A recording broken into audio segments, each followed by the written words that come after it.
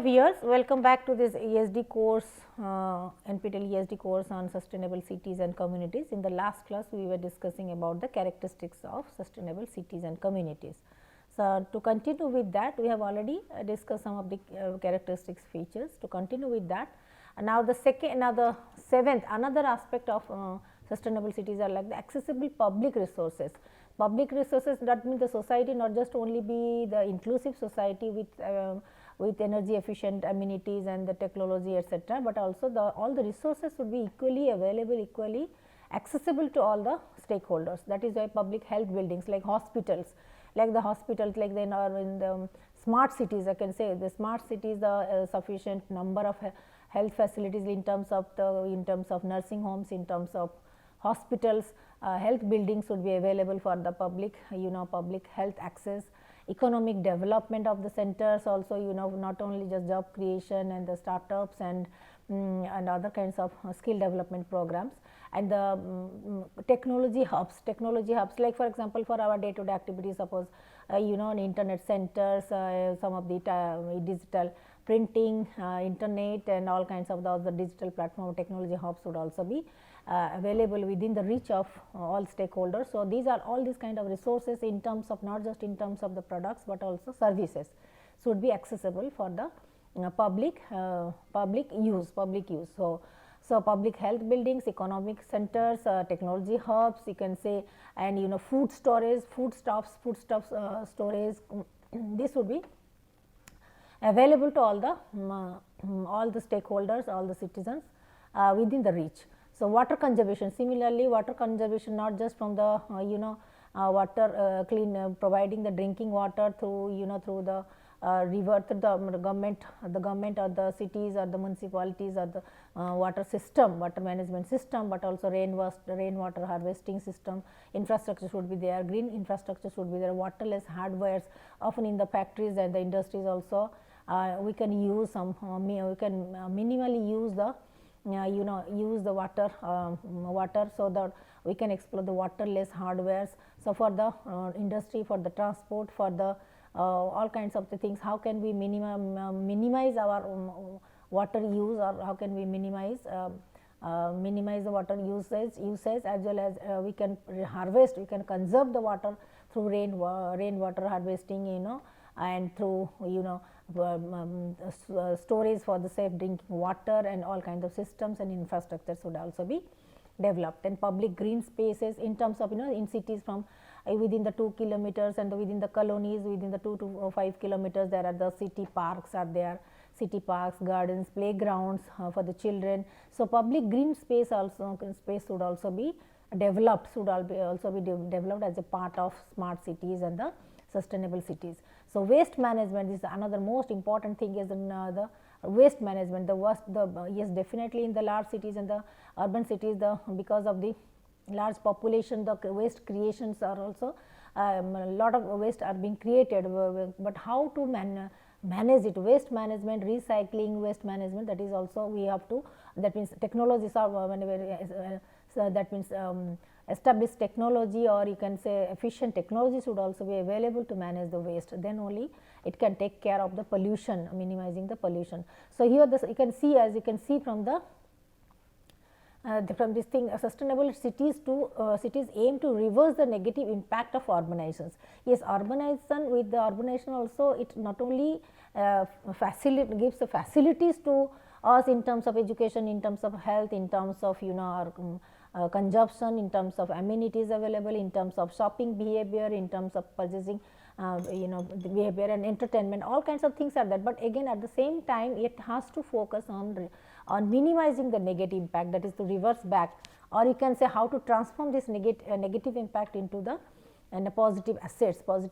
So, that is why the sustainable cities should aim to focus on the consuming the fewer resources, yes, which are minimal, that is the minimal food. So, food wastage, again food wastage is a very, you can say big issue, big issue is a very big issue, very sensitive issue, very critical issue in in our country, because you know, because we are so many, so a certain percentage of the people, they are, as they are living in the below poverty line, and they are not they don't have the access to the good food, healthy foods, etc. They don't have, even if the law prescribes the right to food, but they are not getting it. So we should not waste the water. So how food products of how to minimize the food wastage, and how to sustainably use the food products, that is this. So that is one example. But consuming the fewer resources in terms of water, in terms of energy, in terms of food resources, etc. So similarly, fighting the climate change in terms of renewable energy, in terms of sustainable energy through solar energy, wind energy, hydro energy, etc., and reducing the greenhouse gases, with minimizing the pollution and addressing the pollution and addressing to the waste management system. Then creating a sense of space, not just like from place to place within few kilometers, within the reach of small communities. In the urban cities, they must have the green space, green space, not just to play, but to also to sit comfortably. To that also promotes the social connectedness, social relationship, participation, and also for the healthy living condition also. So these are some of the amenities and the facilities and activities that can be introduced to the urban city planning and the communities, sustainable communities. So why are the sustainable cities are important? Okay. So why the sustainable cities are important? Because nowadays more and more urban cities are getting more and more crowded, because of no opportunity for economic opportunities, job opportunities, health facilities, education facilities. So nowadays more people from the remote areas, rural areas, are coming to the cities, and migrate to the cities for not just for the employment, economy, that means for earning their livelihood, for also for education, higher education, and the health facilities. So here you can say cities occupy just the 3% of Earth's land, but yet account for 60 to 80% of energy consumption. Yes, more populated cities and the towns will definitely energy consumption will be higher. So 62, even though it consists of 3% of the Earth's space, but 60 to 80% energy consumption takes place in the cities. Similarly, 90% of the urban inhabitants are breathing in unsafe air, with the transport, with the pollution, with the air, poor quality of air, with the carbon emissions, all these things are. So that is 90% of the people on urban inhabitants, they breathe bad air, bad unsafe air, including 4.2 million deaths being caused annually because of this. That is the, in case of the senior citizens, the breathing problem, the lungs problem, because of the carbons in the air, because of the polluted air inhalation. So that is the major, again another health issue, also major threat to the life also.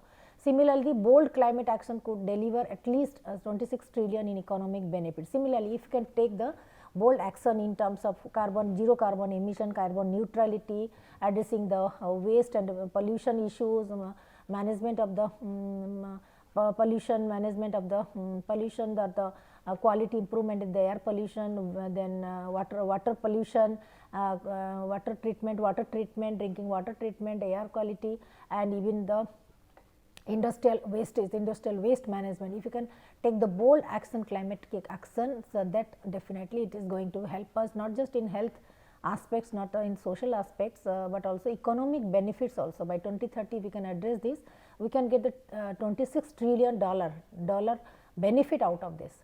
So there are three ways of sustainable cities aim to create the positive change. Yes, social connectedness, inclusive society, togetherness, collective well-being is one aspect. Environmental impact, not just a conservation of resources, but environmental sustainability. Environmental, that means protection, ecosystem, sustainable ecosystem, and neutralizing the or reversing the climate change impact, minimizing the carbon, etc. That is one thing. And economic solutions, for not just for the economic solutions in terms of growth, in terms of higher GDP, in terms of job opportunity, in terms of green jobs, more green jobs. So these will be the economic solutions. So these are the three main ways ways the sustainable cities can focus and can be developed.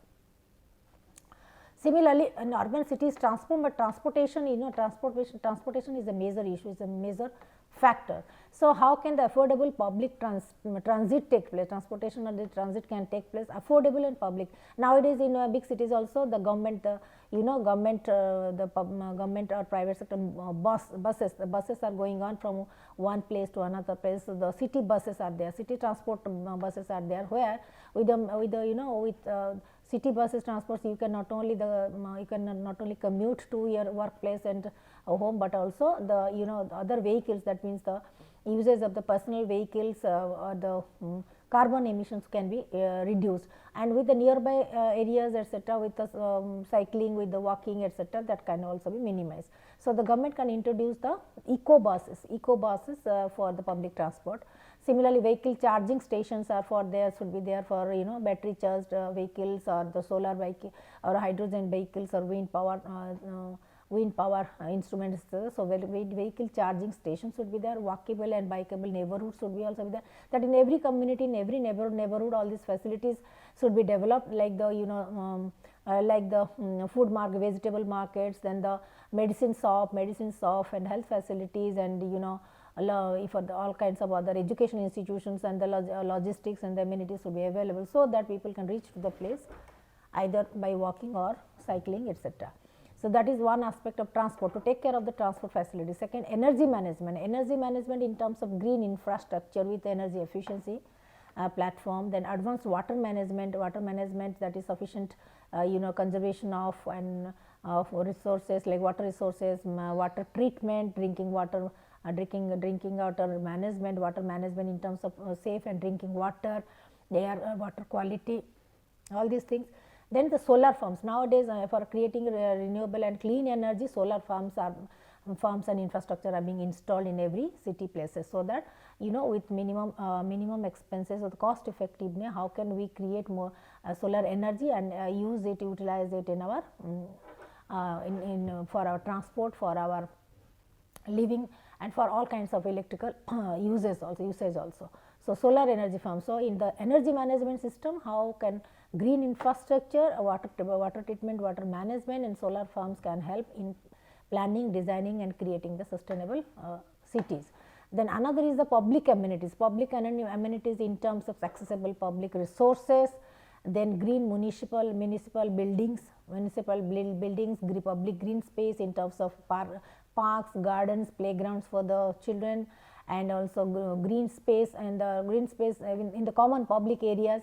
So, that public amenities not only just available, but also create kind of eco-friendly atmosphere, so that even the pedestrians can also take the help of, can take some rest, and so that again also with the greenery in the cities also, the public green space also can absorb the carbon footprints, carbon gases or the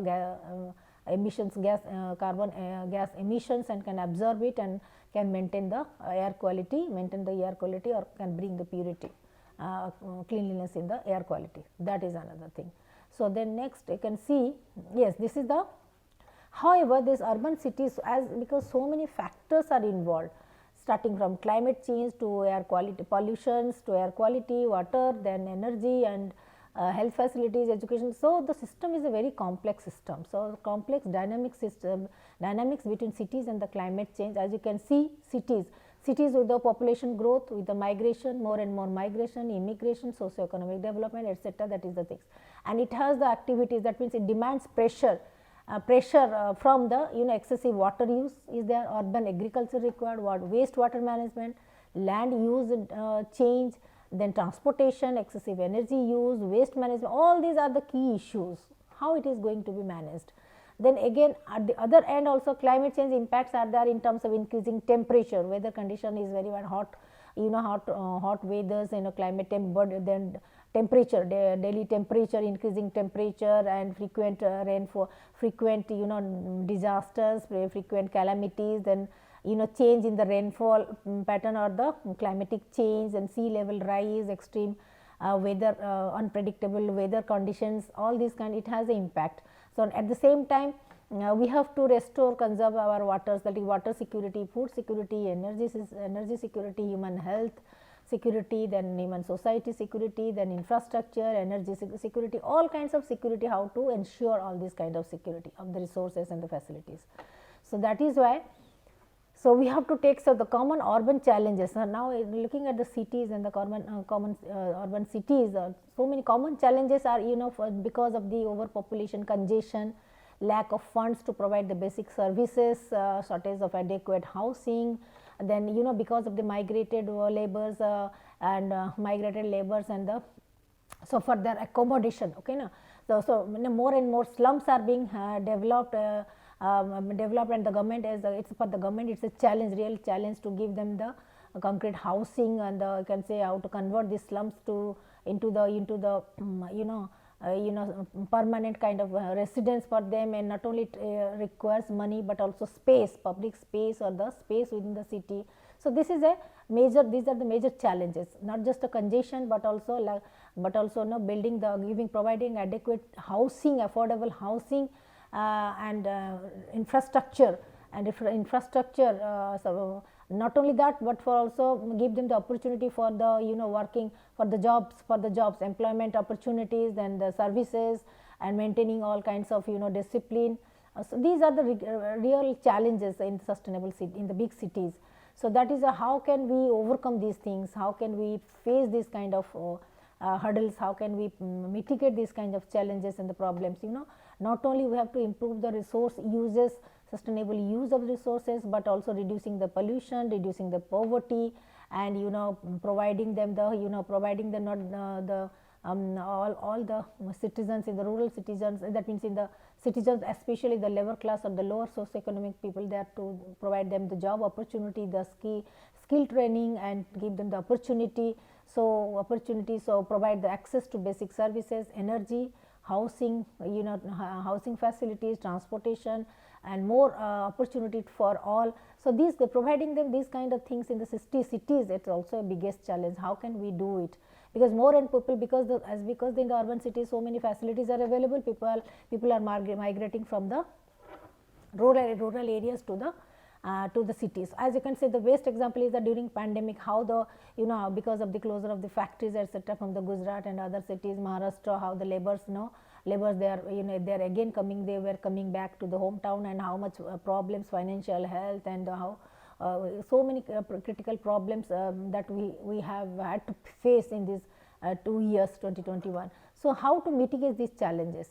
So, these are the challenges. How first thing is that we need enough of resources, sufficient enough of resources to mitigate, that means to face these challenges. At the same time, to restore, not just to provide them the services and resources, but to restore it and give them equal opportunity to all, that is also another challenge. So, here you can see the density, like for example, suppose that this is a city and there is a density level.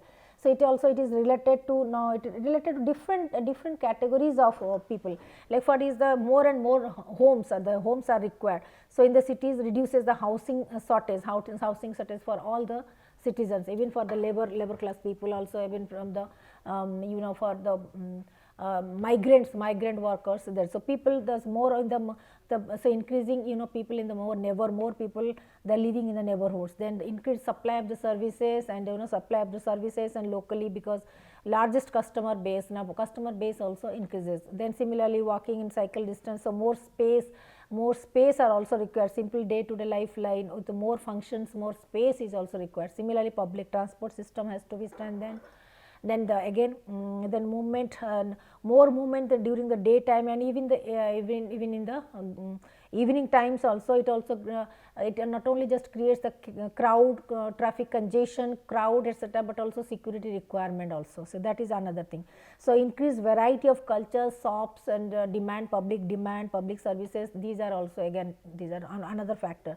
City life in the urban environments, more and city life in terms of facilities, in terms of shopping complex, in terms of opportunities, entertainment opportunities in the malls and all kinds of things. City life, how to lead a city life for all of that, for every citizen. City life in terms of not just in terms of basic amenities, but also entertainment facilities, health facilities, recreation facilities, these are anything. parks and playground, how enough of better parks and greenery and playgrounds to be created. Then attractive, how what is attractive is desirable at reasonable price. Then again price, economic price, the land values, that is where the urban cities, in the urban cities now cost of the cost of the private houses, that means the cost of housing is very expensive, and the land rate of the lands and the housing rate of the housing also skyrocketing is their prices are skyrocketing because of the shortage of the space, shortage of the infrastructure and housing facilities, and the more population or overpopulation. So, how to mitigate this? So, that is a increasing motorization not only brings problems related to congestion, travel times, fuel consumption, pollutants, emissions, etc., environmental degradation. It also causes other kinds of health issues like road safety is again road safety, traffic congestion, and then the accidents, rate of injuries, deaths, accidents. These are the some of the these are the also major critical factors that is happening in and around the cities. So, that is the effort to address the housing informality by adopting a strategy of granting the legal titles to the land. So, all kinds of litigation, legal complications and litigations with regard to the the ownership and ownership of the lands and the settlements. So, all these are the critical legal complications are also emerging because of the shortage of the scarcity of the land, and all kinds of corruptions, all of the corruptions and illegal practices are also being are also happening due to the shortage of lands and the building infrastructure. So, then that is why, so how to reduce this quantitative housing deficit, mainly through demand side subsidies. So, it is not just the providing the subsidies in terms of the ration, in terms of the day to day goods etc., but also in terms of housing facility, in terms of the housing. So, especially the quantitative housing deficit for the migrant workers, like in the urban slum areas, how the it's again politically very sensitive issue. So, that they cannot be thrown out of their illegal occupation of the government land, but how they have to be rehabilitated, rehabilitated in the in creation of different creation of the new colonies and residential colonies, and the government how in the sharing in the partnership also how government is also shifting them from one location to relocate them in the constructed in the flats, in the residential flats, housing colony for the migrated workers, for the low socioeconomic people, those who have actually who are the migrated laborers and the workers who have forcibly occupied this government public space or the government space in the in the roadside, in the campus boundaries, and so and so. So, that is also again another challenge, not just a political issue, but also economical, financial, and the critical issue also. So, that is another challenge. So, inclusive, therefore, all these kind of things should be planned properly and managed properly with more equal opportunity, job opportunities and fair practices. It is a very complex system. That is, inclusive cities must be designed carefully with the spatial distribution and while taking into account the complexity and diversity of the daily needs of the people, and who are the inhabitants, who are the residents, what is their background, where from they have come, what is their practices, day to day practices of living their earning their livelihood. So, all these are things to be taken care of and taken into consideration, and accordingly the city planning and construction should take place. So, these are some of the major challenges, you can say. So, again city resilience and sustainable development, again city resilience, because we have to make the cities more resilient towards the natural disasters. So, you can say similarly good urban governance is a factor, economic resilience is a factor, socio-political resilience is a factor, decentralization is a factor, then urban development and engagement, that is also factors. All these are the key factors. These 5 domains are the key factors. If we can maintain all these 5 domains, then only we can make our cities more resilient and sustainable. So, these are the challenges: lack of clean energy resources, lack of safe drinking water, sanitation. These are in the slum dwellings, these are the challenges.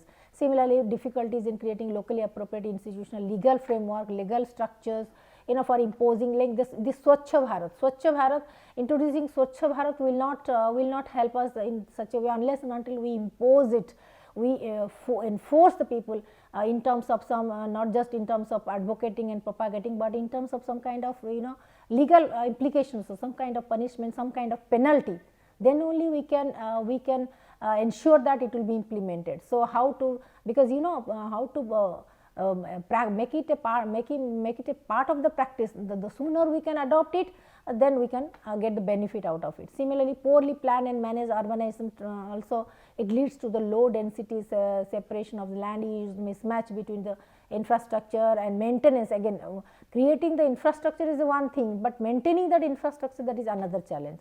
So then so there is no the proper plan, that means residential concentration. In some areas people will be accumulated, or slum areas in between, in the middle, in the center of the heart of the cities, the slum areas gradually develop. So it also requires legal monitoring and vigilance and all kinds of the governance issues. So these how the people should not encroach the public space, how they should not encroach the public, that means public road and network, etc., unethically or illegally. So how to, so a close monitoring system and monitoring and evaluation system, vigilance system is also very much required. So similarly, opportunities are also there, like you can see urban planning. In urban planning, you can see the green areas are there, buildings are there, compact cities buildings, energy efficiency centers are there, provision of renewable energy, mobility, infrastructure, waste management, food security, water security. These are the things are there. Urban planning should take into consideration all these n number of factors on the starting from the green areas to water to energy to food to waste management to mobility and transport, infrastructure, all kinds of things would be taken into account if in the domain of urban planning and architecture. So opportunities are also there. So public policies also must address the problems of the cities. Of course, the problems will vary from context to context, from the different communities, slightly vary, but the basic things will be common. So public policies must address the problems of the cities, organized and consistent urban planning, monitoring, evaluation, that should be also there to encourage the dense contiguous development age of the urban areas, to monitor the impact on environment, etc. Similarly, that is where a multi-dimensional approach should be developed, should be based. So that is where the concept of the cities planning, urban planning should be based on multi-dimensional approach, in the sense that all this, how this social, economic and cultural interactions, all these three drivers can be well maintained, enabling and making capable of fostering the productive growth and sustainable development all levels. How this ecological balance in terms of socio-economic and cultural interactions can take place. Similarly, inclusion of time use analysis in urban planning. So there is also ultimately the surveys and the studies should also be carried on in terms of its time use analysis, by using the time use analysis in urban planning, infrastructure and usage. So you can here some of the recommendations are there to give this SDG. How can we achieve the SDG 11? These are the factors, some of the factors, that is the smart city and urban planning. These are the smart city and urban planning nowadays through artificial intelligence, IoT platform, Internet of Things platform, aggregator. This is the this is a you can say example of how can we, how the environment, economic and all kinds of things can be balanced. Smart home, smart parking, weather and water system also very very sustainable. Then the traffic control like a centralized traffic control, vertical traffic control, environmental pollution can also be minimized, noise, surveillance, then you can see smart parking, everything has been planned through the IoT, monitored through the IoT platform. So these are the design of the smart cities and the urban planning. So how to use, how to leverage the technology for urban planning and the smart cities. So here you can say the greater investment in public transport system and infrastructure is required. Similarly, to improve and ensure the urban space worldwide to make it more inclusive, more safe, more resilient and sustainable. Similarly, reducing the gaps between poor and rich, and how to address the diversity, how to address the needs of different populations. There are different groups, categories of stakeholders, and how to use how there are different uses of time, space and services can be taken into account.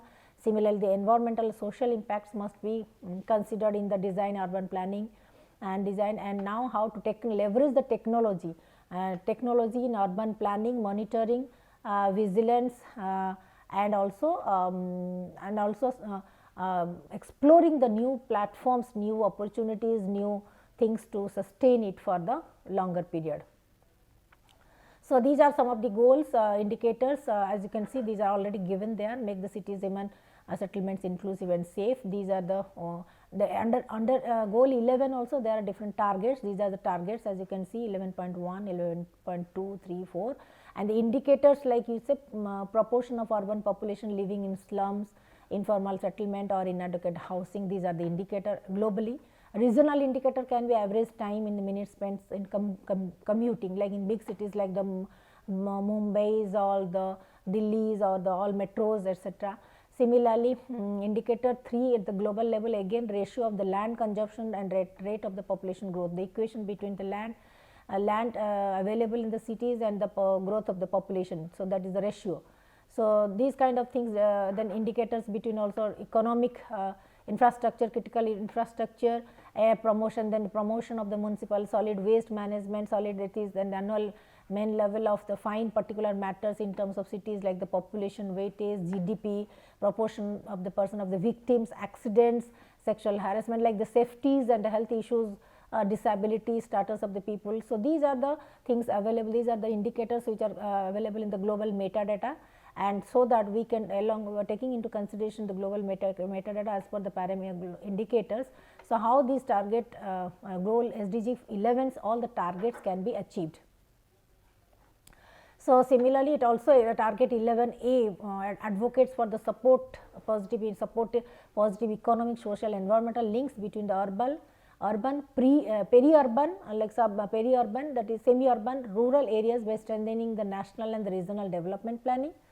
Then target 11B also advocates for how sustainability increases the number of cities and human settlements, adopting the implementing integrated policies, plans towards the inclusion, resource efficiency, mitigation, adaptation to climate change, resilience to disasters, etc. And then target 11C also, it advocates for support the least developed countries, including through financial and technical assistance.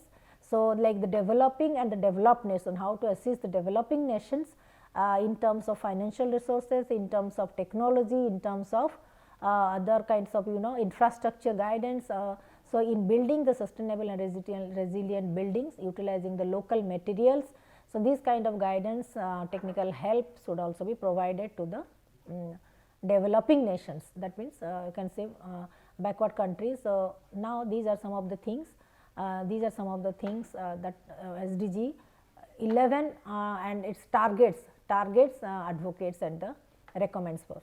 Now, this is the some of the topics and key issues in sustainable cities and communities. Now, from this knowledge, at least we can, every individual in our own way, if we can sustainably use it, like in terms of our we can take control of, or we must be very much alert and judicious in using the resources, energy resources. It is not that it is available because it is available in our household, that is why you are wasting it. That should not because it is sustainability is a paradigm shift. Hence, all of us, each and every individual should be conscious, should be aware of how to use every resources, how to conserve it, how to use it sustainably, so that we can restore or make our future a very sustainable future, and we can very soon achieve these sustainable development goals for India.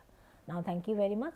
I now conclude here. I hope all of you not just go through it theoretically, but also practice it and adopt it in your day-to-day life. Thank you very much.